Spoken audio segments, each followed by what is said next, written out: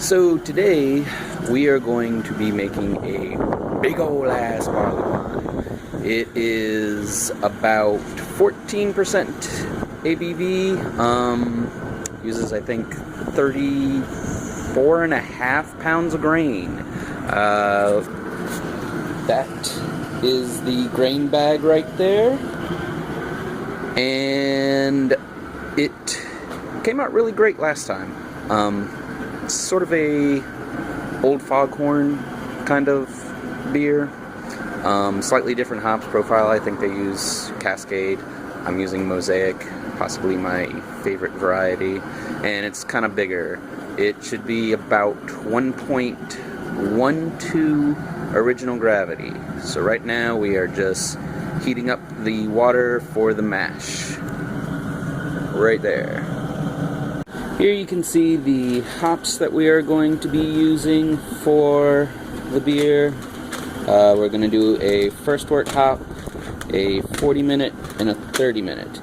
And of course we have our water chemistry agents, some gypsum, calcium sulfate, calcium chloride, and some Campton tablets, which I believe is just sodium metabisulfite. Holy shit, you can't even pronounce that word. It must be toxic.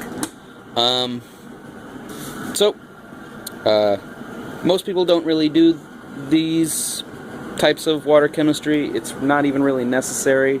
But the difference between extraordinary and ordinary is just that little extra. So, always good to do. So, you can see why I'm always nervous about making this one. The mash tun, which I think is 10 gallons, is pretty much filled to the brim and even spilling over. It is seriously pushing it to the limit. Waiting on the sparge water to heat up, just enjoying some beers. Have Stony Brook Red right now. Pretty good beer. Nice, earthy, soda, tartan, sweet malts. Assistant brewer. And about to do the first wort hops. Alright, so we got the first runnings now. Yay, done with that long process. There it is. Pretty perfect color. Ended up having a good temperature on it. We were shooting for 150 and pretty much hit that. And here's the sparge water. Let's see what that's looking like.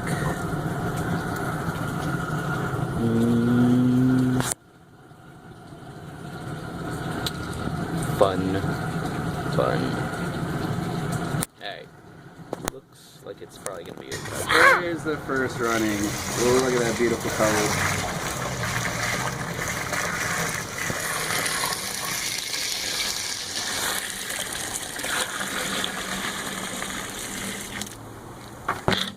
Yeah, I'm resuming. Wow, that was recorded. So was that.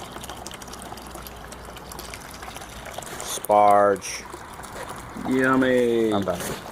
So here we have the sample of the barley wine before the boil.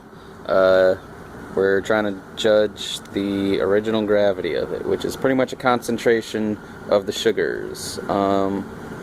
It's at about 1.081 once you take into account temperature. So a little lower than what it should be, but we got more volume than intended from the mash. So just means that we're gonna have to boil it a little harder and hopefully get some of those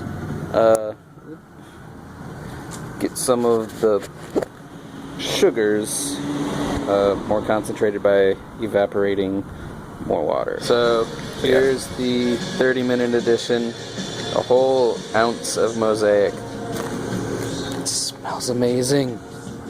Here it goes into the boil.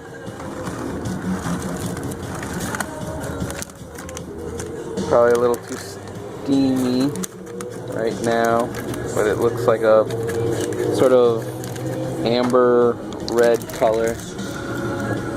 Smells amazing. Can't wait. Over, and now we are just simply chilling it down, getting it to a good temperature so you don't kill the yeast when you pitch it in there. It's pretty much good enough right now as far as New Orleans water will go. It won't really get it any colder. So we're gonna put it in the carboy and let it cool off from there. Bring the barley wine into the carboy. You can see how thick it is. Just simply dumping it in there as such is helping aerate it, which is gonna make the yeast nice and healthy for their fermentation process. Yep, looks delicious. The sample for the original gravity, it's at about 1.16, so pretty good within that ballpark range, which says that it has a potential of about 15% alcohol. We're gonna probably get near 14%. But yep, tastes and looks great. So in 6 months to a year, depending on, I guess, how it tastes during the aging process, it will be ready.